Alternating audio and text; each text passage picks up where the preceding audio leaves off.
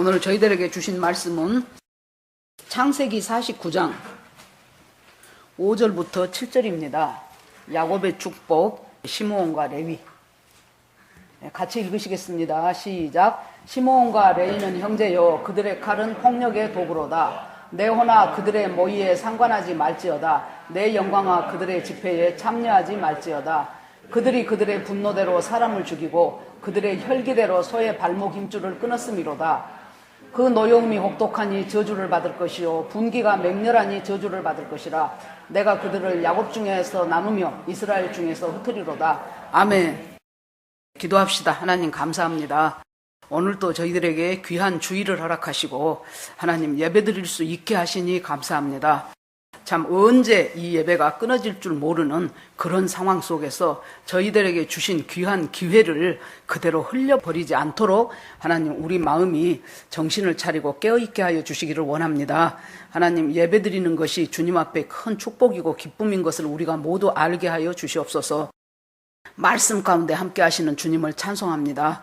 하나님의 마음을 알 수 없는 저희들에게 주께서 말씀하심으로 말미암아 주님의 뜻과 주님의 마음을 헤아릴 수 있고 그 마음이 저희에게 부어질 수 있는 통로를 주신 것을 하나님 감사합니다.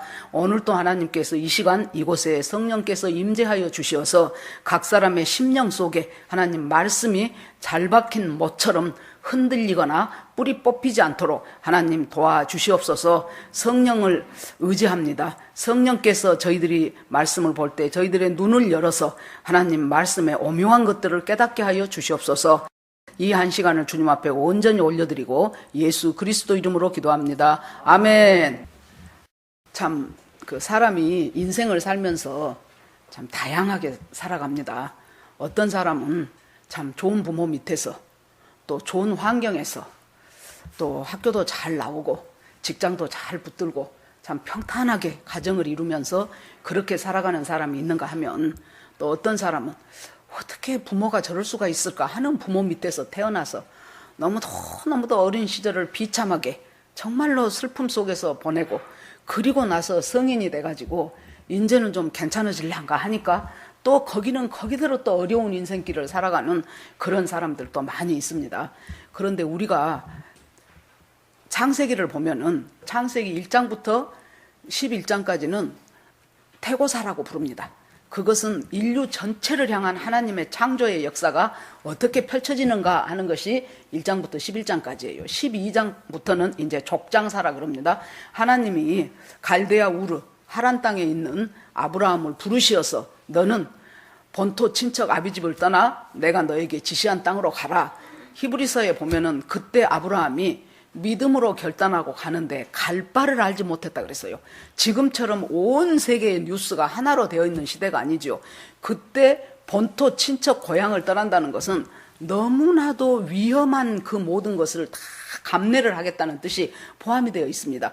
그래서 본토 친척 아비집을 떠나서 가나안까지 가서 아브라함을 부를 때 그 족장 중에서 믿음의 조상이다 그렇게 말합니다. 그래서 아브라함 하면 믿음이에요. 그 다음에 그 아들 이삭은 순종의 사람이에요. 대표적인 순종의 사람은 이삭입니다. 그 다음에는 야곱입니다.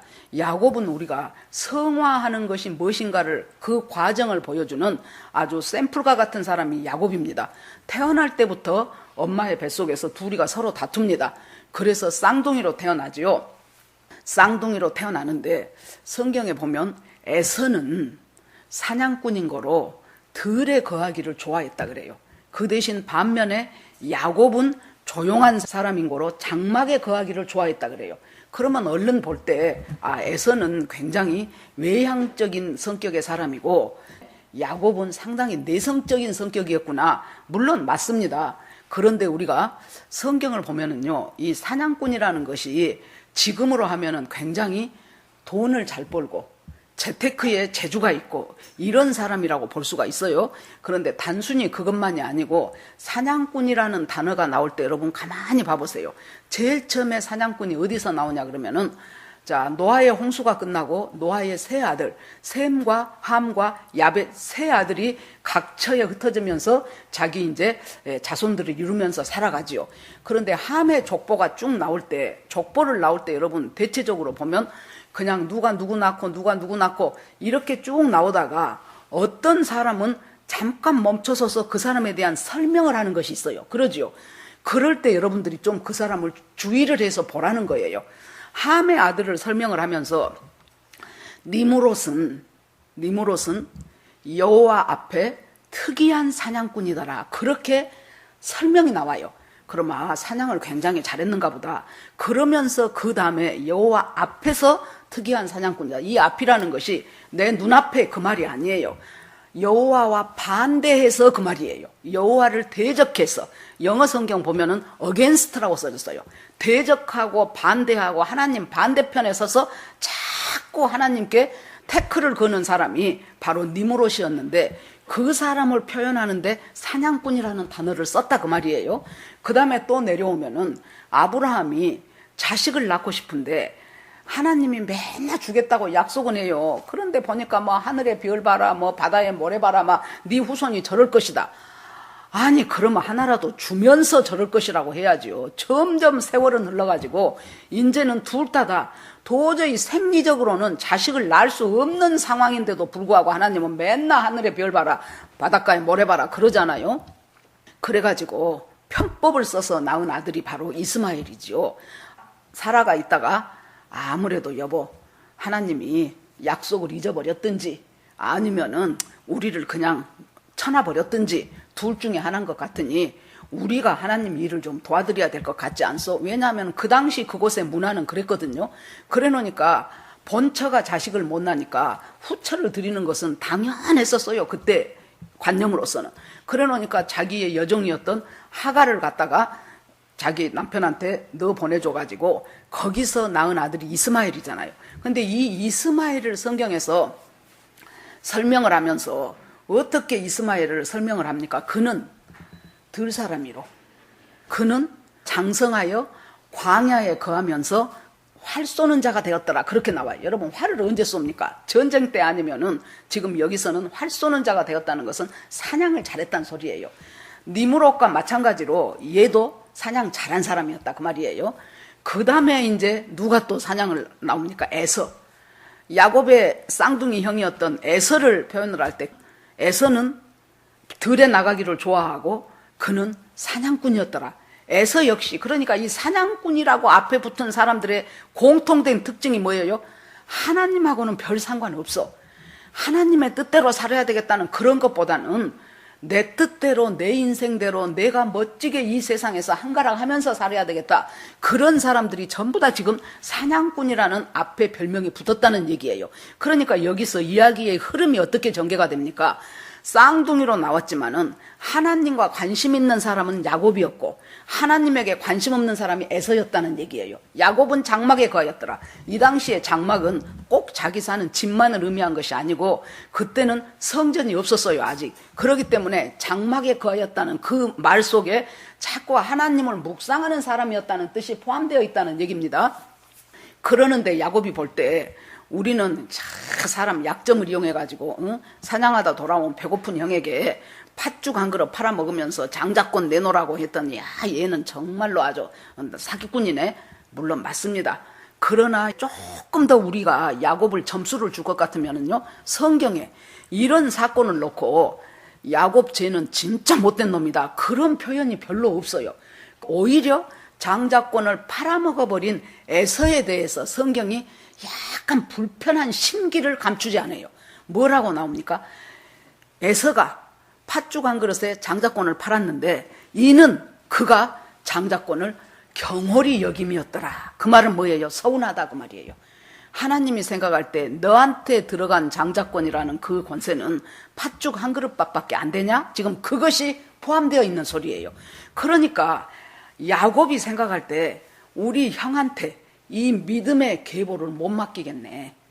아버지 이삭에게 흘러왔던 할아버지 아브라함의 믿음이 이삭에게 왔고 이삭의 믿음이 지금 자기하고 자기 형하고 둘 중에 하나한테 흘러야 되는데 이 자기 에서는 보니까 맨 세상적으로 돈 잘 버는 것에밖에 관심이 없어요. 하나님한테는 관심이 없어요. 하나님이 주신 귀한 축복인 장자를 팥죽 한 그릇 값밖에는 생각을 안 해요. 그것이 나중에 히브리서에서도 그 말씀에 대해서 나오지요. 자, 그래서 야곱은 이 장자권은 내가 받아야 되겠구나. 그런데 방법은 잘못됐죠. 정말로 리브가의 뱃속에 있을 때부터 하나님이 큰 자가 어린 자를 섬기리라 했잖아요. 그러니까 야곱이 장자가 된다 그 말이에요. 그러면은 지가 그런 꼬닥수 안 써도 하나님께서 야곱에게 장자권이 갈 수 있도록 하셨을 거예요. 그런데 그 하나님의 방법을 자기가 미리 땡겨갖고 내 뜻대로 하려고 한 것이 야곱의 큰 잘못이었지만은, 그러나 그 마음 깊은 곳에는 어쩌든지 하나님의 축복 속에서 나는 살아가야 될 인생이라는 것을, 그 생각이 없어지지 않은 것이 야곱한테 있어서 큰 장점입니다. 자, 그 야곱이 드디어 장자권을 뺏고 나니까 자기 형이 저 자식 죽여버려. 지금 아버지 아직 살아있으니까 아버지 살아있는 동안은 내가 참고, 아버지가 돌아가시려 했다 하면은 저건 내가 그날부로 저것 목 쳐버린다. 그 소리를 들었어요, 야곱이. 리브가도 듣고. 그래서 안 되겠다. 아이고, 우리 형은 한다면 하는 애야. 안 되겠구나 하고는 아주 죽기 살기로 도망을 간 것이 자기 외삼촌이 살고 있는 밧단 아람을 향해서 출발을 하지요. 그곳에서 정말로 더 이상 갈 수 없을 만큼 달려가가지고 그곳에서 어느 날 밤에 이제 잠이 듭니다. 그 잠이 온전한 잠이겠습니까? 언제 에서가 와서 자기 등에 칼을 꽂을 줄 모른 그 불안한 속에서 어쩔 수 없이 쪼그리고 자는 잠 속에서 꿈 하나를 보지요. 하나님은 어떤 사람이에요? 나의 모든 형편과 처지를 알고 계시는 분이에요. 정말로 꿈을 꾸는데 하늘과 땅 사이에 사닥다리가 연결이 되면서 그곳에서 천사가 오르락 내리락 하는 꿈을 꿔요. 꿈 깨고 나서 자기한테 확 온 느낌이 뭐였어요? 야, 하나님은 가나안 땅에만 계신 줄 알았더니 그때는 사람들이 지역마다 다스리는 신이 따로 있다고 생각을 했어요. 그러니까 가나안은 가나안 신이 있고 메소포타미아는 메소포타미아 신이 있고 그렇게 따로 생각을 했단 말이에요. 한국은 한국의 신이 있고 일본은 일본의 신이 있고 이런 식으로. 그래서 거기에서 못 벗어났었는데 그 꿈을 깨고 나니까 가나안 땅에만 하나님이 있는 것이 아니고 바로 내가 이렇게 죽기 살기로 달려와서 쓰러져 누워버렸던 이곳에도 하나님이 계시네. 그러고는 일어나서 그 돌에 기름을 붓고 그곳 이름을 하나님의 집이다 해서 벳엘이라 그렇게 이름을 지었어요. 그렇게 하고 이제 삼촌한테 갑니다. 그래서 삼촌 집에 도착을 하니까 정말로 그냥 보자마자 확 눈이 돌아가는 라헬이라는 삼촌의 작은 딸을 만나게 되죠. 그래서는 얼마나 라헬을 좋아했습니까? 7년을 수일처럼 여길 정도로. 7년을 봉사하면은 내가 결혼시켜 주겠다. 삼촌이 그렇게 하니까 그 7년을 세상에 수일로 여길 정도로 오직 그 라헬을 아내로 얻고 싶은 마음 하나에 그렇게 해서 드디어 결혼을 하지요. 그랬더니 아침에 일어나 보니까 세상에 신부가 바뀐 거예요. 그 사랑하는 라헬인 줄 알았더니 알고 보니까 라헬이 아니고 그 언니인 레아인 거예요. 얼마나 기가 막히겠습니까? 그래서 찾아가가지고 장인한테 어떻게 이럴 수가 있습니까? 어떻게 신부를 바꿔치기 할 수가 있어요? 그랬더니 우리 고향에서는 원래 우리 고장은 언니 놔두고 동생 시집 보내는 예가 없어. 그래서 언니를 먼저 줬다는 거예요. 그러면 결혼하기 전에 말해야지. 그러니까 너 레아하고 먼저 결혼해라 그래야지요. 그런데 그 꼬닥수를 써가지고 그러니까 이 잔머리 잘 돌리는 야곱한테 더 잔머리 더 잘 돌리는 라반이 붙여줘요. 우리 인생이 그렇습니다. 내가 하나님과 멀어지게 할 수밖에 없는 그 어떤 성품이 내 성향이 있죠. 그러면 나보다 한 수 더 뜬 사람이 학교 가면 친구고 학교 가면 선생님이고 직장에 가면 상관이고 가족 중에 누구고 빼도 박도 못할 상황 속에 딱 하나님이 붙여놓아 버려요. 그래서 어쩔 수 없이 나의 그 본성적인 약함과 악함이 그 속에서 용광로처럼 녹아버리는 그 사건을 하나님께서 만들어주십니다. 우리 인생 가운데. 그러면서 네가 7년을 더 공짜로 일해주면 이 라헬도 주겠다 그러죠. 그래서 이제 졸지의 마누라가 둘이 돼버린 거잖아요. 그런데 자기를 속여먹은 그 장인어른이 싫으니까 누구를 미워하겠습니까? 레아를 미워하는 거예요. 레아를 완전히 투명인간 취급하고 혹시라도 눈이 마주치면 있는 대로 싸늘하게 흘겨버리고. 그러니 레아는 뭔 죄냐고요. 그 당시에 아버지 명을 거역한다는 것은 있을 수 없는 일이었죠. 아버지가 네가 들어가 그래가지고 요즘처럼 딱 조명시설이 좋으면 딱 한번 쳐다봤을 텐데 그때는 달빛에 어스름해가지고 저 마당 한 구통에 있는 횃불 하나 있어갖고 거기다가 또 얼마나 또 많이 또 포도주를 먹였겠습니까. 그래 놓으니까 그냥 정신없이 레아인지 라헬인지 구분이 안 가. 정신없이 눈 뜨고 보니까 세상에 레아예요. 그러니까 그냥 그 모든 미움을 갖다가 레아한테 다 쏟는 거예요. 성경에 보면은 여호와께서 레아에게 총이 없음을 보고, 사랑, 은총이, 남편에 대한 사랑이 없음을 보고 불쌍히 여기셔요, 하나님이. 그래가지고 레아의 태를 여셨다, 애를 낳게 해주셨다, 그 말이에요. 그러니까 이렇게 미운데 어떻게 애는 그렇게 많이 낳는지 알 길이 없어요. 아마 그냥 어떻게 살짝 스치고만 지내가도 애가 생겨버린 것 같아, 걔네들은. 그래가지고는 애를 낳았어요. 애를 낳고 보니까 너무 한 반 부는 부러지는 거예요. 그래가지고 보라, 아들이로다. 그래서 첫 아들을 낳고 나니까 루벤이다, 아들 낳았다, 내가 아들이로다, 이제 내 남편이 나를 좀 돌아보겠지, 그래요. 천만의 말씀. 또 두 번째 아들을 낳았죠. 두 번째 아들은 시므온. 들으셨다. 누가 들어요? 하나님이 내 한숨 소리를 들으시고, 내 고통 소리를 들으시고, 내 억울함을 들으시고, 한 집에 살면서 그렇게 무시를 하는데 얼마나 그때마다 마음이 상하겠습니까? 그걸 하나님이 들으시고, 들으셨구나 하고, 두 번째 아들은 시므온. 여전히 남편은 싸늘합니다. 세 번째 아들 또 나요. 레위는 인제는 연합하리로다. 내가 아들을 셋까지 낳았으니 인제는 우리 남편이 이제 나를 사람 취급 좀 하겠지, 나를 마누라 취급을 하겠지. 그래서 인제는 연합된 부부로서의 삶을 살고 싶구나 해서 레위. 그리고 드디어 네 번째 아들을 낳았는데 내가 여호와를 찬송하리로다 해서 유다라고 지었어요. 그 네 아들을 낳는 동안 세월은 한 10여 년 흘렀겠지요. 우리가 어떤 문제가 있을 때 그 문제가 나는 당장 좀 해결이 됐으면 좋겠는데 해결이 안 돼. 그러면서 세월이 흐르면서 그 문제 갖고 씨름하고 고통하고 괴로워하고 그 세월이 흐르면서 결국에 가서 이 안타까운 세월, 이 고단한 세월 속에 하나님의 손길이 지금 나와 함께하고 있다는 것을 깨닫게 되자, 그때 네 번째 낳은 이들을 이제 남편이 나를 봐주든지 말든지, 남편이 나를 사랑하든지 말든지, 인간 취급하든지 말든지, 나는 오직 여호와 하나님을 찬송하는 삶을 살겠습니다 해서 이름이 유다가 된 거예요. 그래서 고난과 고통이라는 것이 우리한테 마이너스 요인만 있는 것이 아닙니다. 이것을 통해서 하나님께서 놀랍게 내 인생에 불필요한 것들을 제거해 가셔요.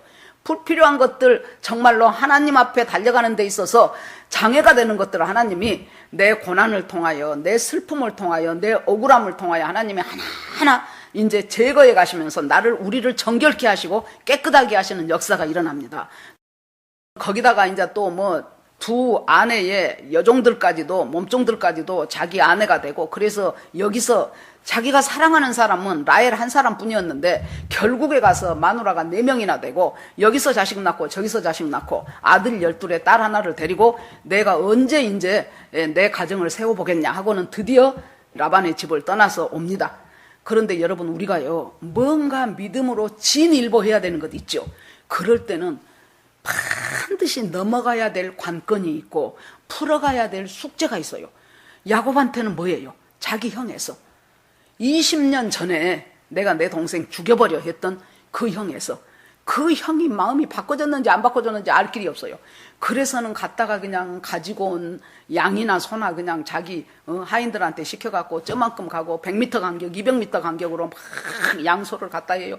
그런데 들리는 소문이 자기 형이 400명 거느리고 온다는 거예요. 400명 거느리고 뭐 환영하겠습니까? 죽이겠다는 거예요. 내 세를 과시하고 그것들, 야곱 내가 저거 가만 안 둬. 그래 놓으니까 양 보내고 행여라도 이것이 뭔 양이나 묻거든 우리 주인이 형님을 주인으로 여기고 자기는 종으로 낮추면서 보낸 예물입니다. 그렇게 말하라고 합니다. 그러니까 이제 그렇게 말하지요. 그래도 점점 가까워 오지요.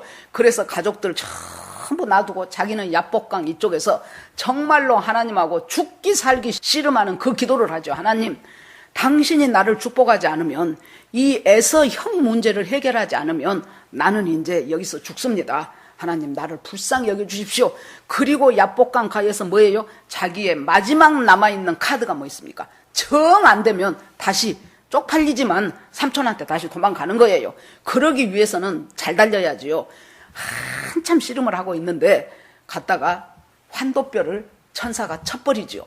그러니까 골반뼈가 나가버리니 이제 마지막 히든카드까지 이제 뺏겨버린 거예요. 어떻게 달려? 이제 못 달리죠. 이제 뼈가 어긋나 버렸으니. 그러는 속에서 네 이름이 뭐냐 그러죠. 야곱입니다. 너 이제부터 이스라엘이라고 해라. 지금까지 야곱은 야곱 자기 하나에 대한 인생에 초점을 맞추고 산 사람이에요. 그러는데 이제부터는 이스라엘, 하나님과 겨루어 이겼다는데 이스라엘은 결국 나중에 이스라엘이란 나라의 이름이 돼버리잖아요. 너는 이제 나라와 민족을 향한 네 인생이 펼쳐질 것이라는 거예요.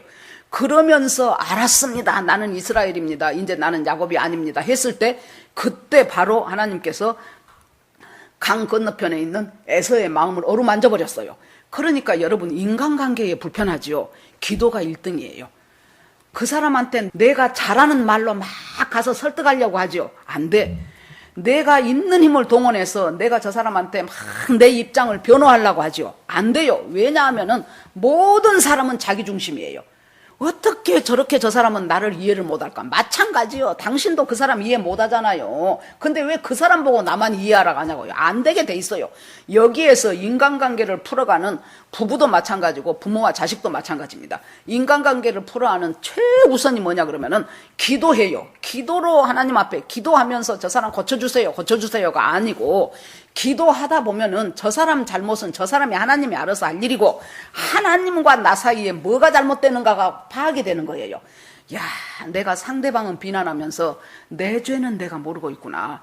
저 사람에 대한 감사함이 내게 없고 원망만 먼저 나오고 불평만 먼저 나오고 있구나. 이게 깨달아지는 거예요. 그게 내가 야곱이에요. 내가 속이면서 살았어요. 내 자신이 딱 깨달아질 때 하나님이 에서의 마음을 만져버린 거예요. 그래가지고 그 뒷날 아침에 보니까 세상에 에서가 보니까 내가 20년 동안 이빨을 갈고 칼을 갈았던 내 동생 야곱의 꼬락서니가 여러분 밤새도록 씨름하느라고 옷은 꾀재재하지요. 땀은 흘렸지요. 머리는 흐트러졌지요. 거기다가 세상에 다리까지 쩔뚝쩔뚝하면서 자기한테 형 그러면서 눈물을 흘리면서 오니까 확 불쌍해져 버린 거예요. 세상에 내가 저것을 내 마음에 품고 내가 원수로 삼고 이빨을 갈았단 말이요. 그 생각이 드니까 이제는 갔다가 그냥 둘이 어긋맞히고 한참 우는 거예요. 20년 동안에 회포를 부는 거예요. 그러고 나서 하는 말이, 야, 나 상당히 부자다. 이 세일산 일대가 자 내 땅이요. 내가 한 조각 떼줄게. 너 거기서 너 식구들하고 같이 살자 그래요. 그러니까 야곱이 있다가, 형님 우리가 여기까지 오느라고 힘이 힘들고 우리 애들도 아직 어리고 그러니까 형님은 형님대로 형님 길 가소서 나는 나대로 알아서 살겠습니다 하고 점잖하게 거절하고, 그리고 세겜 땅으로 가죠. 그 세겜에서 밭도 사더라고. 은 10개나 주고 밭도 사고 거기에서 정착을 하려고 생각을 했어요. 이제 그런데 뭔 사건이 생깁니까? 바로 그 세겜 땅에서 딸 디나가, 딸은 하나밖에 없잖아요. 디나가 아마 내 생각에 축제가 열리지 않았을까 싶어요. 그 부족에. 그래서 한번 나가봤어요. 호기심에. 그랬다가 하몰 추장의 아들한테 강간을 당해버린 거예요. 그래서 이제 참 어이없는 일을 당했죠. 그래서 오지요. 그래 놓으니까 야곱이 자기 아들들 들에서 일하고 되돌아올 것을 전부 기다려가지고 아마 이제 회의를 했을 것입니다. 우리 딸이 디나가 이런 일을 당했으니 이 일을 어떻게 처리했으면 좋으냐. 그러니까 이제 이 아들이 뭐라고 하고 저 아들이 뭐라고 하고 막 했겠죠. 그런데 그쪽에서 전갈이 오기를 그 추장 아들이 너무 이 디나를 사모한다는 거예요. 그러니까 당신 딸을 우리한테 며느리로 주시오 하고 이제 지금 매파를 보낸 거예요. 그랬더니 이 일을 어떻게 하면 좋냐 하니까 자기들끼리 그러면 기왕기사 이렇게 됐고 저쪽에서 그렇게 우리 디나를 원한다고 하니 결혼을 합시다. 결혼을 하는데 조건이 하나 있어. 당신네들 남자들은 전부 다 할례를 받으시오. 우리는 할례 없는 백성하고는 결혼 안 해요. 그러니까 다 할례를 받으시오. 그러니까 저쪽에서 좋다 하고 할례를 받았어요. 그래갖고 3일째 될 때가 제일 힘들 때라고 하는데 그 3일째 될 때 고통 중에 있는 사람들을 갖다가 시므온하고 레위가 둘이 딱 짜가지고는 가서 걔네들 그 남자들을 다 죽여버린 거예요. 그 사건이 지금 창세기가 벌어지고 있었습니다. 그렇게 하고는 드디어 이제 야곱이 일통을 이렇게 저질러 놓은 이 시므온과 레위한테, 그 사람들은 수가 많아. 이 사람들 해봐야 몇십 명밖에 안 돼요. 완전히 악취를 풍기게 했다. 냄새를 내게 했다. 즉 저 사람들이 그 냄새 맡고 와서 이 우리 가족들을 전부 몰살할 수 있는 동기를 네가 만들어줬지 않냐. 이제 우리는 딱 죽게 생겼다. 그랬더니 시므온과 레위가 뭐라고 합니까? 아이고 아버지, 그러면 우리 누이를 창녀같이 함부로 대한 그것들을 가만두란 말입니까? 그것이 가니까 하고 오히려 아버지한테 화를 낸 사건이 있었죠. 자, 이제 이런 사건을 토대로 하고 드디어 야곱이 뭐라 그래요? 그때 깨달은 거예요. 아, 우리가 이곳에서 이 이방 족속들하고 같이 오래 머무를 곳이 아니었는데 우리가 오래 머물렀구나. 그 생각을 하고, 자, 너희들 이방 신상 고리 그런 거 있으면 다 내놔. 그래갖고 다 내서 땅속에다 묻고 여호와께서 말씀하시기를, 야곱아, 네가 형을 피해서 밧단 아람으로 갈 때 그 중간에 베델이란 곳에서 나를 만났지. 하나님은 어디나 함께 하신다는 것을 깨달았지. 그 베델로 올라가서 다시 예배드리고 다시 신앙의 갱신을 일어나야 돼요. 우리가 여러분 개인도 마찬가지예요. 개인도 정신없이 흘러가다 보면은 하나님하고 상관없이, 아니 그거 얼마 되지도 않는 사이에 뭔 놈 그렇게 이방 신상들을 가족들이 많이 주워갖고 갖고 있냐고요. 얼마 되지도 않는 사이에 어디 가서 우리가 은혜 받고 주여 할렐루야 해놓고 나서는 언제 몇 달 지나도 안 난 사이에 보니까 이 우상한테 내가 넘어가 있고 저 우상한테 넘어가 있고, 아이고 누가 이만저만 해갖고 돈 많이 벌었다네, 누가 뭐 비트코인 해갖고 뭐 얼마를 올렸다네, 누가 뭐 주식을 해갖고 어쨌다네, 그런 소리 들으면 막 정신이 왔다 갔다 하는 거예요. 그래서 이 이방신 저 이방신 몽땅 들고 있는 거예요, 사람들이. 그래서 우리가 이제 목숨을 내놔야 될 때가 됐다.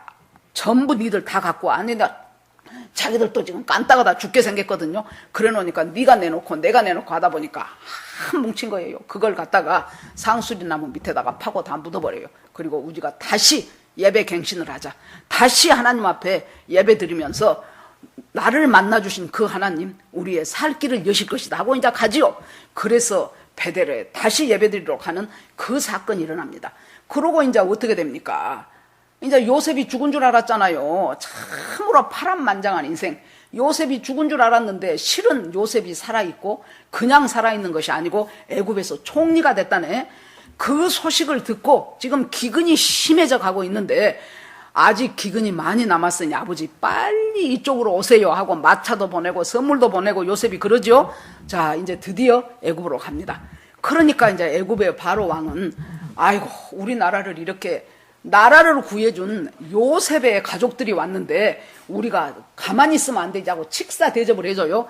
그러면서 바로왕을 만나러 갈 때, 야곱이 그 많은 세월 동안, 아까 야곱은 성화의 대명사라 그랬잖아요. 얼마나 성화가 됐는지 몰라요.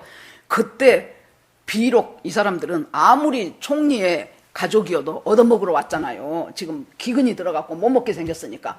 그런데 자기가 당당하게 손을 들고 가갖고 아주 그 바로왕을 축복을 해주는 거예요. 말하자면 내가 가갖고, 바이든은 대통령에도 그거 치워버려. 트럼프한테 가가지고 내가 트럼프를 축복하는 것보다 더해. 그러면 트럼프가 먼저 동양 여자가, 쬐끄만 여자가 와갖고 나를 축복한다고 절에 쌓고 그럴 거 아니겠습니까? 지금 야곱이 지금 그렇게 가요. 그래 놓으니까 왕이 있다가, 실례지만 연세가 어떻게 되십니까? 그랬더니 내 나그네 길이 130년입니다. 130살인데요. 우리 조상들 나이에는 내가 못 미칩니다. 그러나 내가 험악한 인생을 살았습니다. 한마디로 자기 인생을 딱 줄여요. 내가 130살인데요. 지금 야곱이 보는 인생의 관점이 뭐예요? 인생은 나그네라는 거예요. 하나님께서 하나님의 자손들한테 계속 요구하시는 것이 뭡니까? 나그네 영성을 가지라는 거예요. 왜요? 우리는 나그네 영성 갖기가 싫어. 이 땅에서 잘 먹고 잘 살고 이 땅에서 모으고 이 땅에서 폼내고 그것이 내 인생의 목표가 되기가 너무 쉽다 그 말이에요. 그런데 하나님이 나그네로 살라는 거예요. 나그네로. 그 나그네로 살았던 대표적인 사람이 아브라함이에요. 하나님이 아브라함한테 상당히 물질의 축복도 줘요. 그런데도 땅 한 평 아브라함이 안 사요. 그러고 나중에 자기 아내 사라가 죽었을 때 그 사라를 이제 매장을 해야 되는데 보니까 땅 한 평이 없어. 그래서 막벨라 굴을 그때 돈 달아주고 산 것이 바로 아브라함이었어요. 히브리서에 보면은 이 아브라함의 믿음이, 왜 아브라함이 이럴 수 있냐? 아브라함은 갔다가 이곳은 나그네라는 것을 알았어요. 그리고 자기의 영원한 고향은 바로 저 천성이라는 것을 알았어요. 그래서 계속해서 그 천성을 사모하니까 이 세상에서 사는 것이 그렇게 그냥 이 세상에다가 모든 내 인생 올인해 갖고 살아야 되겠다는 생각이 벗어져 나가는 것이 바로 아브라함입니다. 내가 나그네 길을 살았습니다. 그런데요, 우리 조상들한테 비하면 130살 별로 많지 않습니다. 그러나 내가 험악한 인생을 살았나이다 하지요. 그렇게 하고 이제 그곳에서 아들을 잘 둔 덕에 이제 편히 먹고 살다가 드디어 자기가 죽을 때가 다 돼 와요. 그래 놓으니까 먼저 요셉이 와가지고 거기서 난 아들 에브라임과 므낫세를 데리고 오지요. 므낫세가 큰아들이고 에브라임이 작은아들이에요. 아버지 축복해 주세요. 그래가지고 그 당시에는 오른손이 권능의 손, 능력의 손으로 생각했습니다. 야곱의 오른손 앞에다가 자기 큰아들 므낫세를 놓고 왼손 앞에다가 에브라임을 놨어요. 그랬더니 갔다가 야곱이 딱 어긋 맞춰서 축복을 합니다. 즉 능력의 손, 축복의 손을 에브라임한테 두고 아닌 왼손을 므낫세 머리 위에 둔 거예요. 그러니까 요셉이 딱 아버지 틀렸어요. 얘가 장남이거든요. 그래요. 그러니까 안다 아들아, 나도 안다. 야곱이 그만큼 통찰력 있는, 영적인 통찰력 있는 사람이 되었고 하나님의 마음이 부어지는 사람이 지금 야곱이 됐다는 소리예요. 그러고 나서 이제 자기 죽을 때가 다 됐어요. 그래서 창세기 49장 1절에 보면은 아들들아 다 모여라. 내가 앞으로 너희들에게 이를 말을, 너희들의 될 말을 내가 축복하겠다. 유언을 하는 거예요. 죽기 전에 유언을 하는데, 축복을 하는데 그냥 단순한 잘 먹고 잘 살고 출세해라 이 축복이 아니고 뭡니까? 앞으로 되어질 것에 대한 예언적인 축복을 하겠다는 얘기예요. 그래서 다 불러서 루벤부터 차근차근 합니다. 자, 그 다음에 거기에 보니까 둘째 아들이 시므온이잖아요. 셋째 아들이 레위잖아요. 이 둘이를 패키지로 묶어갖고 하네. 따로따로 안 하고. 여기 본문 한번 다시 보여주세요. 같이 읽겠습니다. 시작. 시므온과 레위는 형제요, 그들의 칼은 폭력의 도구로다. 시므온과 레위는 형제요. 알아요, 형제인 줄. 그런데 레아가 낳은 아들이 해서 전부 6명이에요. 여기다가 루벤 큰아들 있죠. 시므온, 레위, 유다. 그 다음에 한참 있다가 이사갈, 스불론까지 레아가 나요. 그러니까 전부 6명이에요. 근데 왜 이 둘을 똑 뽑아갖고 얘네들은 형제라고 했을까요? 형제인지 알아요. 그들의 칼은 폭력의 도구로다. 얘네들이요, 둘이, 이 두 형제가 굉장히 찹쌀궁합이요. 잘 맞아. 그래가지고 둘이 뭔가를 도모할 때는 아주 손발이 짝짝 맞아버려요. 그래가지고 얘네들의 특징이 뭐예요? 하다가 안 되겠으면 칼로 죽여버려. 이것이 특징이에요. 그래서 걔네들의 칼이 폭력의 도구예요. 우리 개역 성경에는 잔해하는 기계로다 그랬어요. 그래서 내가 오늘은 개역 개정으로 바꿔서 지금 본문을 올렸습니다. 자, 내 호나 그들의 모의에 상관해 전체를 두고 지금 니들 시므온과 레위는 둘 다 안 좋은 일 하는데 쿵짝이 맞아가지고 손발이 짝짝 맞으니까 니들 얘네들하고 같이 모의에 상관하지 말아라. 걔네들이 뭔가를 일을 벌리려고 할 것 같으면 너희들은 거기에서 빠지라는 거예요. 하지 말라는 거예요. 두 번째, 내 영광아 그들의 집회에 참여하지 말라. 자기들끼리 뭔가를 이루려고 할 때 너희는 거기에 들어가지 말아라. 왜냐하면 그들이 그들의 분노대로 사람을 죽이고 혈기대로 소의 발목 힘줄을 끊었습니다. 얘네들은 지 분이 나면은 그 분을 조절이 안 돼. 분노 조절이 안 돼. 그래가지고 이 사건도 보세요. 디나가 그랬으면은 그것에 대한 책임을 갖다가 자기 여동생을 강간한 그쪽한테 책임을 져야지 느닷없는 다른 사람들한테 다 죽여버린다는 것이 말이 되냐고요. 소의 발목 힘줄 끊었다는 것은 뭔 말인 줄 압니까? 전쟁을 할 때요, 말이 굉장히 전쟁할 때 욕이 나죠. 말 타고 가서 기마병도 있고. 그러니까 상대방의 말에 발목 힘줄을 끊어버린 것은 더 이상 전쟁 무기로 말을 쓸 수가 없어. 말이 잘 달릴 수가 없어요. 발목에 힘줄을 끊어버리니까. 그런데 소는 원래 전쟁에 소 타고 누가 나갑니까? 그런데 소의 발목에 힘줄까지 끊어버렸다는 것은 내 분노가 1이나 2 되면 1이나 2 정도의 분노만 내면 되는데 9, 10까지 내버렸다는 소리예요. 오버해서 말발꿈만 끊는 것이 아니고 소 발목의 힘줄까지도 끊어버렸다는 거예요. 여러분, 그래서 우리가 중요한 것이 뭐예요? 내 분을 다스리는 것이 굉장히 중요합니다. 여기서 시므온과 레위는요, 여러분, 살아가면서요, 열등감, 상처, 이런 것이 많은 사람들은 이상하게 자기 비슷한 사람하고 딱 짝꿍을 잘 지어. 그래가지고 이 사람들이 서로 아주 의기합해가지고 하는 것이 뭐냐면은 부정적인 일들을 만들어내요. 이것이 폭력의 도구예요. 자기들의 힘을 갖다가. 그러니까 그곳에 참여하지 않는 것이 하나님의 자녀들이 해야 될 일이라는 거예요. 자, 그렇게 해가지고 분노대로 사람을 죽이고 1만 2만 화를 내야 될 것을 갖다가 9, 10까지 화를 내가지고 완전히 보세요. 그 디나 사건도 어떻게 하면 가장 현명하겠습니까? 불러다가 어떻게 너희들이 우리 딸한테 이런 짓을 할 수가 있어 하면서 그것에 대한 상응하는 어떤 보상을 받든지 아니면은 결혼을 시키든지, 이것은 단순히 살인했다는 의미가 아닙니다, 여러분. 어떤 의미가 포함되니까? 그러니까 이 사람들이 자기들 속으로는 얄쏙한 속을 품고, 야, 우리가 저것들하고 결혼해갖고 저것들 뜨내기니까 저것들 재산 다 우리가 하자, 이런 마음 갖고 결혼하겠다고 나와요. 그래서 할례를 받았어요. 그 사람들은 그런 음흉한 속을 갖고 있었을지 모르지만은 알고 보고 따지고 보니까 뭐예요? 이 사람들이 할례를 받았다는 것은 하나님의 백성으로 편입될 수 있는 가능성이 있는 민족이라는 얘기예요. 그러죠? 그런데 그것을 시므온과 레위가 갖다가 싹 중간에서 잘라버린 거예요. 그것이 하나님 앞에 크게 잘못됐던 것입니다. 누군가가 어떤 마음을 품고 교회를 온다 할지라도, 예를 들어서 신천지가 저 제자들 교회에 맨날 여호와 로이가 설교 올려놓고 가갖고 저것들을 한번 흔들어야지, 이런 마음을 갖고 온다 할지라도, 그 말이에요. 어떤 동기로 온다 할지라도 그 사람들이 하나님 앞에 나왔다는 것은 우리가 소중하게 생각을 해야 돼요. 그런데 그 싹을 갖다가 지금 시므온과 레위가 다 잘라버렸잖아요. 편입될 수 있는 사람들의 싹 자체를 완전히 지금 잘라버렸잖아요. 그러니까 먼 세월이 지나고 난 후에 지금 야곱이 이렇게, 그 다음에 7절 봐보세요. 7절. 자, 다시 한번 읽어봐요. 시작. 그 노여움이 혹독하니 저주를 받을 것이요 분기가 맹렬하니 저주를 받을 것이라. 내가 그들을 야곱 중에 나누며 이스라엘 중에 흩으리로다. 이것이 뭔 축복입니까? 저주받으란 말이 2번이나 나오잖아요. 노여움이 혹독하니 저주받고 분기가 맹렬하니 저주받고 야곱 중에서 나눠버리고 이스라엘 중에서 흩어버리고, 이것이 지금 축복이라고, 지금 아무리 자기 아버지가 그때 속이 상했다고 이렇게 뒤끝이 장렬하면 됩니까? 여기서 갖다가 이렇게 얘기를 해줘요.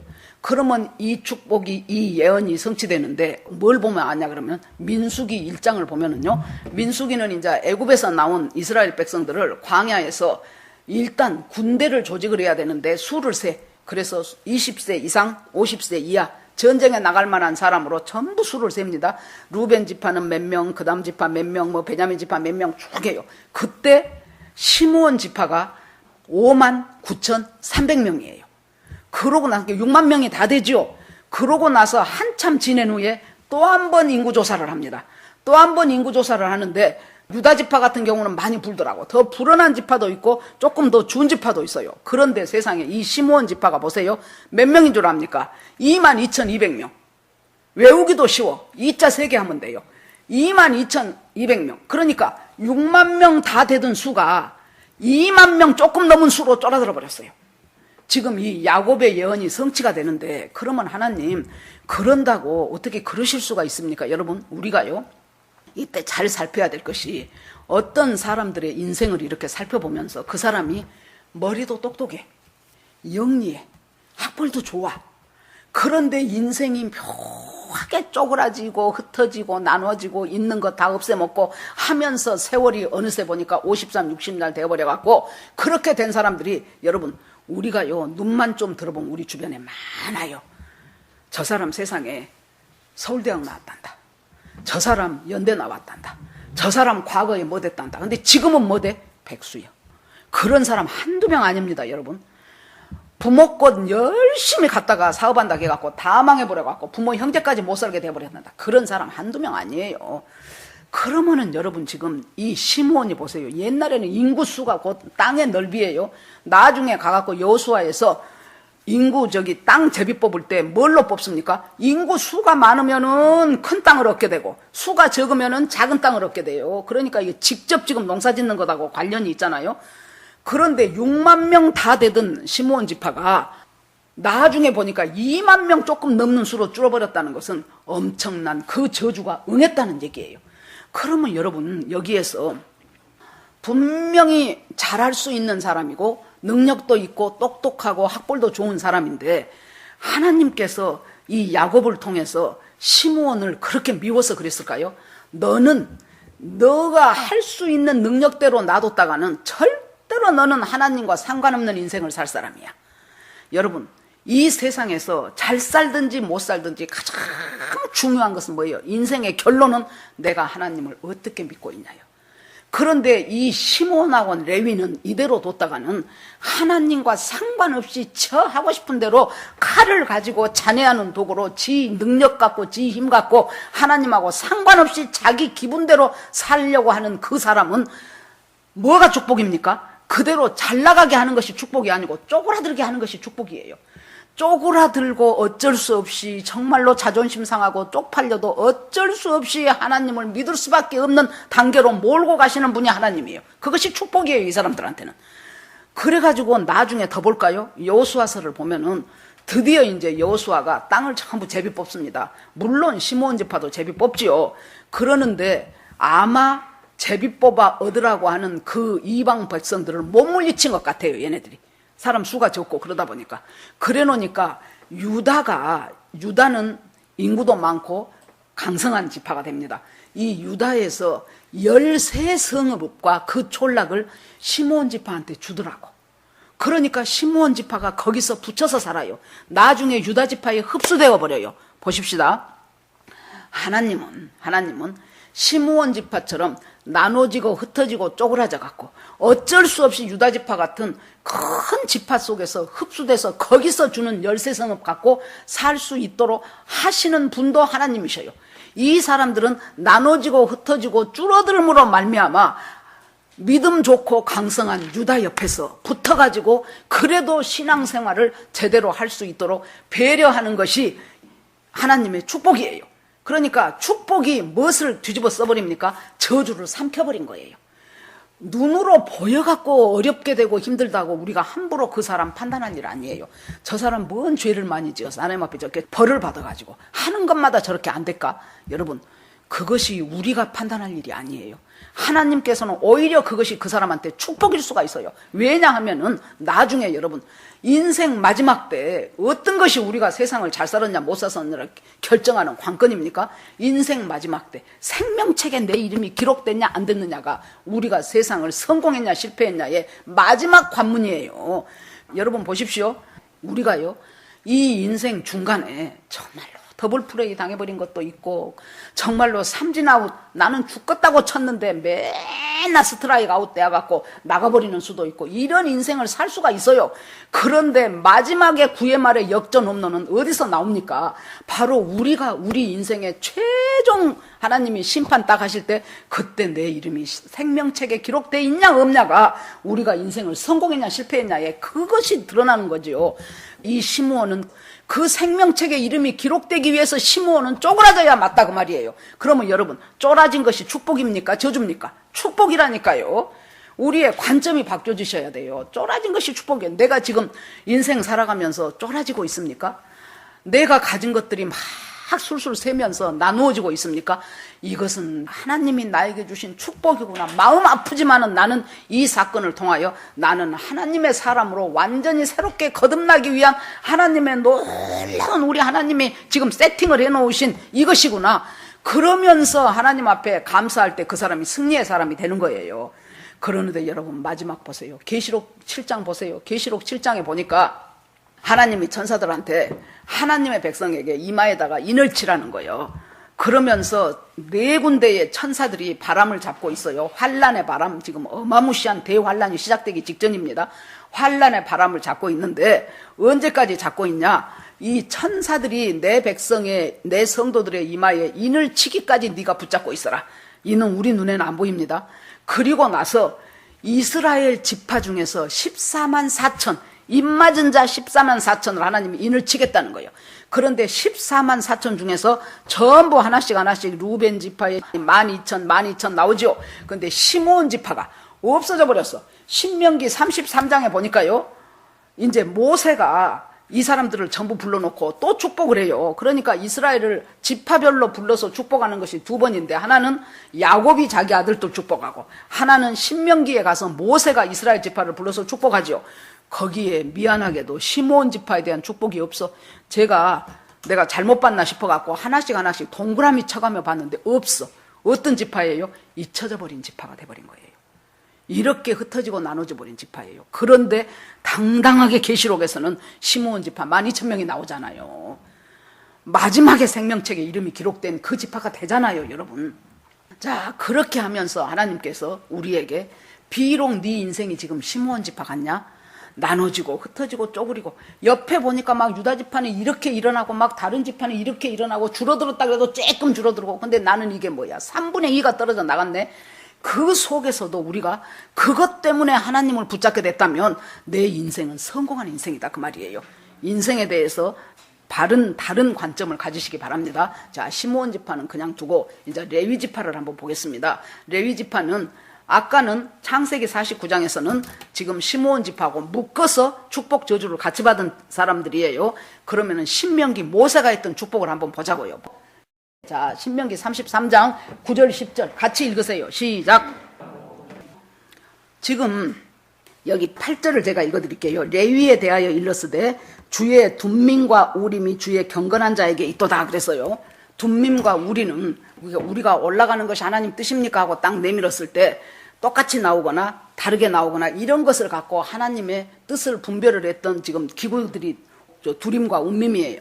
그러는데 그것이 경건한 자에게 있도다. 지금 레위한테 말하면서 레위가 경건한 자라는 거예요. 그런데 그 다음에 구절을 보니까 그는 그 부모에 대하여 이르기를 내가 그들을 보지 못하였다. 아니 부모한테 나 부모 몰라 그랬다는 거예요. 그것이 지금 축복이라는 거예요. 그 다음에 형제들을 인정하지 않아. 내 형제가 어디가 있어. 그거 인정 안 한 것이 축복이라는 거예요. 그 다음에 그 자녀들까지도 알지 아니한 것은 이렇게 했던 레위의 이유가 뭐냐면은 주의 말씀을 준행하고 주의 언약을 지키기 위해서 그랬다는 거예요. 그럼 이 사건이 뭔 사건인가를 알아야 되겠죠. 자, 출애굽기에 나옵니다. 자, 모세가 하나님의 십계명을 받으러 시내산으로 올라갑니다. 올라간 지가 오래됐어요. 꽤 지냈어요. 그래도 모세가 안 내려와. 그러니까 거기에 있던 사람들이 아론한테 뭐라 그래요? 모세는 틀림없이 산에 올라가서 하나님이 죽였든지 아니면은 짐승이 물어서 죽였든지 아무튼 죽었으니까 지금까지 이렇게 안 내려오지 어떻게 이렇게 몇십일 동안을 안 내려올 수가 있냐. 그러면 우리는 지금 애굽에서는 나왔고 목적지는 가나안 땅이고 우리를 인도해낼 신을 찾아야 되지 않냐. 그러면서 자기들이 막 아론을 종주목을 대니까 아론이 그럼 어떻게 할까 해갖고 너희들이 애굽에서 갖고 나왔던 금붙이 전부 다 갖고 와. 그러니까 금붙이 다 갖고 오지요. 그것 갖고 금송아지 하나를 떡 만들었어요. 만들어 놓고 그 금송아지를 보면서 뭐라 그래요? 이 금송아지가 우리를 애굽에서 이끌어낸 우리의 신이다 그래요. 그러니까 여러분 보세요. 금송아지는 뭐예요? 돈이에요. 돈. 재물이에요. 재물. 이 사람들이 애굽에서 사방돼 있었던 그 금송아지를 숭상하는 그것 그대로 머릿속에 넣어갖고 왔기 때문에 야 우리가 가나안까지 가려면 무엇이 있어야 하냐. 돈이지 무슨 소리야. 그래갖고 만들어 놓은 것이 금송아지예요. 그러고는 거기서 먹고 마시고 종일토록 뛰놀더라 그렇게 나와요. 뛰논단 말은 그때 얘네들이 그냥 즐겼는갑다. 그것이 아니고요. 이 뛰놀다라는 말의 그 원어의 뜻을 살펴보면은 성적으로 음행을 저질렀다는 뜻이에요. 그러니까 옛날에 그 사람들의 축제는 전부 다 마지막에 뭐예요? 성적 음행을 저지른 거예요. 그것이 카니발이에요. 카니발이라는 말이 카날이라는 원어에서 나왔다는 얘기 전에도 많이 드렸어요. 이 카날이라는 말 육체예요. 육체. 그러니까 카니발이 우리나라 말로 번역하면 사육제, 육체를 감사하는 제사가 카니발이에요. 그래 놓으니까 자기 신들한테 절하고 분양하고 그러고 나서 그 다음에는 전부 다 이제 그 기간 동안 하루면 하루 이틀이면 이틀 그 기간 동안은 완전히 음행이 다 허용되어 버린 기간이에요. 그때 그것이 자기들의 신에게 제사 드리는 한 방법이었다 그 말이에요. 그러니까 여러분 벌건이 내놓고 앞집 남자하고 그럴 수 없고 내 동생 친구하고 그럴 수 없고 그래 놓으니까 얼굴을 가려. 그것이 가면 무도에 거기서 나온 거예요. 그러다 보니까 이제 똑같이 이방인들이 하는 짓거리 지금 똑같이 하고 있다는 거예요. 그러니까 하나님이 갔다가 모세야 너 얼른 내려가거라. 지금 내 백성이 완전히 나를 떠나서 이방 부족들이 하는 그 짓 그대로 하고 나를 멀리 떠나버렸다. 빨리 내려가라. 그래서 가서 보니 그 짓 하고 있지요. 그래 놓으니까 갔다가 모세가 하나님 앞에서 받은 십계명 2 돌판을 갖다가 금송아지한테 내려쳐버려가지고 금송아지를 가루를 만들어버려요. 그리고 그 가루를 물에다 태워가지고 그걸 다 마시라 그래요. 완전한 지금 실물 교육을 시키는 거예요. 너희들이 우리를 인도하여 낸 신이라고. 세상에 그것이 얼마 되지도 않았어요. 아니 애굽에서 10가지 기적을 맛보고 나왔지요. 거기서 홍해를 건넜지요. 거기다 만나 마셨지요. 반석에서 샘물 쳐서 마셨지요. 그날 아침에도 만나 먹었다고요. 그러는데 뭐라 그래요? 하나님이 우리를 인도하여 냈다고 하지 않고 이 신이 우리를 인도하여 낸 여호와로다 그래요. 자, 여러분 재물하고 하나님이 구분이 잘 안 간단 말이에요. 재물만 생기면 그것이 하나님이 나에게 준 축복이라고 생각한다니까요. 그것이 오락가락이에요. 생각해 보세요. G.O.D 가다고 G.O.L.D 금하고 L자 하나만 더 붙이면 되잖아요. 이것이 헷갈리는 거예요. 오락가락 하는 거예요. 그러니까 이 금송아지가 우리를 인도한 하나님이라고. 야, 이 금가루 마셔버리면 네 뱃속에서 흘러 떠나버리는 거야 하고 모세가 그냥 아주 실질적인 시청각 교육을 시키고 나서, 그리고 나서 모세가 뭐라 그럽니까? 여호와 편에 선 사람들 다 나와 그래요. 그랬더니 레위 지파가 막 나갑니다. 너희들 지금 허리에 칼차, 얘네들 원래 칼 잘 차잖아요. 허리에 칼차, 그리고 거기에서 주동적으로 했던 사람들, 주동적으로 거기서 나와서 일했고, 그 다음에 그 음행했고, 갔다가 금송아지 앞장서서 섬겼고, 그런 사람들 왔다 갔다 하면서 너희들이 다 칼로 쳐서 죽여. 그런데 보세요. 그 사람들 중에 누가 있다고 말이에요? 부모가 있다고 말이에요, 여러분. 그래서 부모를 인정하지 않는 거예요. 내가 그를 못 본 것처럼 부모를 쳐 죽여. 그 다음에 보니까 내 형제가 있어. 내 형이 있고 내 동생이 있는 거예요. 걔네들 쳐 죽여. 그러고 보니까 또 자식도 있네. 자식 쳐 죽여. 그러고 나서 보니까 이웃도 있고 친구도 있고 이렇게 된 거예요. 이 일을 누가 했어요? 레위 지파가 했다고요. 칼 차고. 여러분 생각을 해보세요. 그게 쉬운 일입니까? 그 음행했다고, 그 금송아지 섬겼다고 칼 차고 가서 내 형 죽이고 동생 죽이고 부모 죽이고 자식 죽이고 이 일이 되겠냐고요, 여러분. 이 일을 레위 지파가 해요. 레위 지파가 하면서 그 이유가 뭐냐면은 주의 말씀을 준행하고 주의 언약을 지키기 위해서 하나님 말씀을 내 인간적인 정의나 생각보다 더 위에다 뒀기 때문에 이 찌를 때 얼마나 그 마음이 고통스럽고 괴로웠겠습니까? 이 일을 끝나고 나니까요, 모세가 뭐라고 말한 줄 압니까? 레위 지파 사람들 보고 너희가 여호와께 헌신했다 그래요. 헌신했다는 거예요. 그것이 헌신. 그러면서 여호와께서 너희들에게 복 주시기를 원하노라. 그러면 레위 지파는 지금 시므온하고 같이 패키지로 묶어서 축복 저주 같이 받은 사람이에요. 시므온은 지금 쪼그라져 갖고 유다 지파에 흡수되어 버렸고, 그것이 시므온에게는 저주 같지만 실은 믿음을 지킬 수 있는 축복이다 얘기했어요. 레위 지파는 어떤 대가를 지불합니까? 그 다음에 보세요. 그렇게 해서 그 더러운 피를 흘려버리고 끊어지게 만듦으로 하나님의 언약을 지킴으로 그 다음에 이 사람들이 할 일이 주의 법도를 야곱에게, 이스라엘이에요. 이제 법도를 가르치는 사람, 제사장이 됐어요.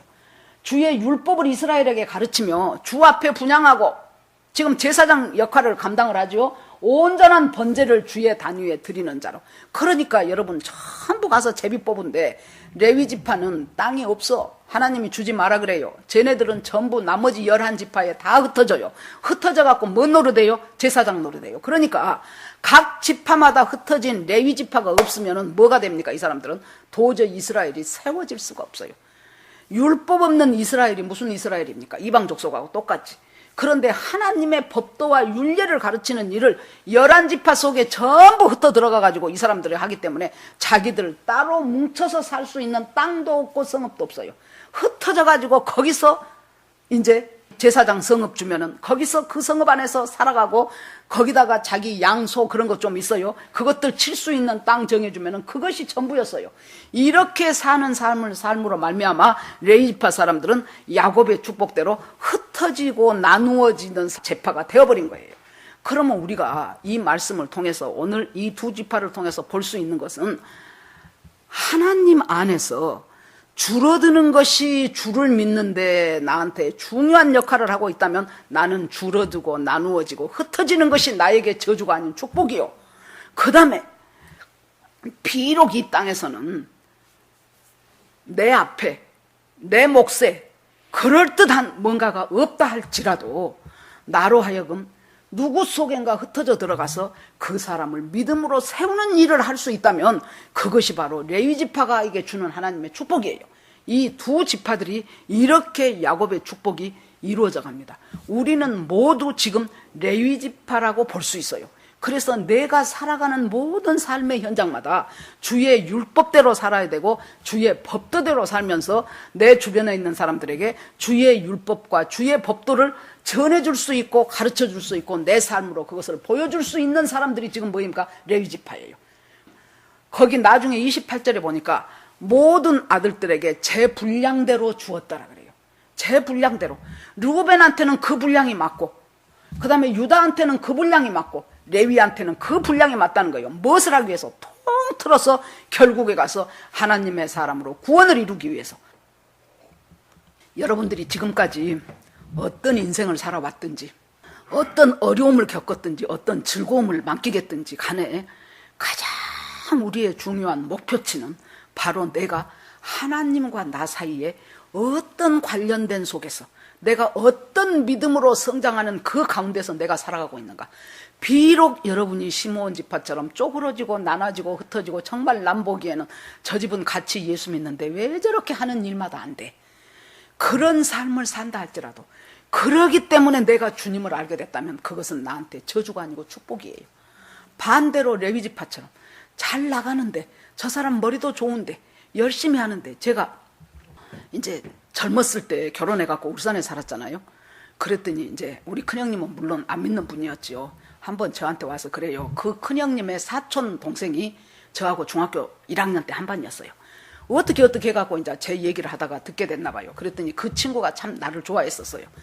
그랬더니 자네는 학교 다닐 때 공부도 잘하고 똑똑하고 머리도 좋았다는데 그 좋은 머리 다 어디다 던져버리고 그거 교회에다 다 던져버리고 어째 자네는 그렇게 지금 바보같이 사는가 그러더라고요. 여러분, 바보같이 사는 것이 하나님을 알게 되는데 도움이 됐다면 그것은 바보가 아니고 축복이다 그 말이에요. 그래서 내 인생이 지금 시므온 지파 같은 삶을 살고 있다 할 때 여러분, 아, 이것이 나에게 저주가 아닌 하나님이 나에게 주신 축복이구나 하는 것을 우리가 확 붙잡고 주님 앞으로 나가야 돼요. 내가 레위 지파처럼 비록 내가 이렇게 열심히 살아왔는데도 내가 남한테 척 내놓을 만한 내 땅 이것이요, 내 재산 이거요, 내 자식들 이만큼 잘 됐어, 우리 남편 이렇게 성공했어, 하나도 내놓을 것이 없어요. 레위 지파는. 그러나 어떻게 살았어요? 제사장 직분을 잘 감당하면서 제사장 직분처럼 주님이 원하시는 그 삶을 내가 법도대로 율례대로 살아냈다면 그 레위 지파 역시 성공한 축복의 지파다 그 말이에요. 여기서 어떤 삶을 살고 있든지 우리가 하나님 앞에서 이 구원으로 가는 열차 속에서 우리가 날마다 나아가고 있다면 저와 여러분은 축복된 정말로 놀라운 인생의 삶을 마치고 나중에 하나님의 나팔소리 천지 진동할 때에 예수 영광 중에 구름 타시고 천사들을 세계 만방 모든 곳에 보내요 구원 얻은 성도들을 모으리. 나팔 불 때 나의 이름, 나팔 불 때 나의 이름, 그때 불려지는 그 나팔 소리와 그때 불려지는 내 이름을 부르는 하나님의 큰 천사장의 호령 소리를 들으면서 주님 공중 재림하실 때 우리도 같이 그곳에서 만나지는 그 생명책에 기록된 사람이 된다면 우리 인생은 축복의 인생이요 성공된 인생이라고 감히 우리가 말할 수 있을 것입니다. 여러분과 제가 그런 삶을 살아내는, 그래서 이 세상을 살아가는 사람들의 보는 관점이 인간적인 관점이고 세상적인 관점이고 인본주의적인 관점으로 보지 말고 말씀의 입각에서 하나님의 마음의 입각에서 하나님의 시선의 입각에서 보여지면서 나와 또 내 주변에 있는 사람들에게 주의 율례를 전하고 주의 율법을 전하면서 그렇게 살아가는 저와 여러분이 되기를 주의 이름으로 축원합니다. 예, 오늘 말씀 주여 한번 부르면서 같이 기도하겠습니다. 주여 하나님 아버지 은혜를 감사드립니다. 창세기 49장과 신명기 33장을 보면서 아버지 너무나도 우리를 잘 아시는 주님, 듣고 계시고 알고 계시고 보고 계시는 주님, 내 심령 깊숙한 속에 숨겨져 있는 내 마음의 저변까지도 아시는 우리 하나님께서 내가 어떻게 하여야 구원 얻은 백성이 될 수 있을까를 우리 하나님께서 간절한 마음으로 살펴고 어떤 사람에게는 쫄아들게 하시고 나눠지게 하시고 어떤 사람은 불강하게 하시고 그것이 불강하다고 그 사람이 축복이고 줄어든다고 저주가 아니고 하나님의 그 모든 것들 속에서 주님이 남는다면 그것은 결국 하나님의 축복인 것을 깨달아 알게 하여 주시고 우리가 사람을 보는 내 인생을 보는 관점이 달라지게 하여 주시옵소서. 하나님 아버지 주님 앞에 날마다 나아갑니다. 지금 어려운 시기입니다. 많은 사람들이 믿음에서 돌아서 버리기 참 쉬운 시기입니다. 하나님 아버지 어떤 상황 속에서도 오직 주만을 바라보면서 살아가는 우리 모두가 되게 하여 주시옵소서. 모든 말씀을 예수 그리스도 이름으로 기도합니다. 아멘.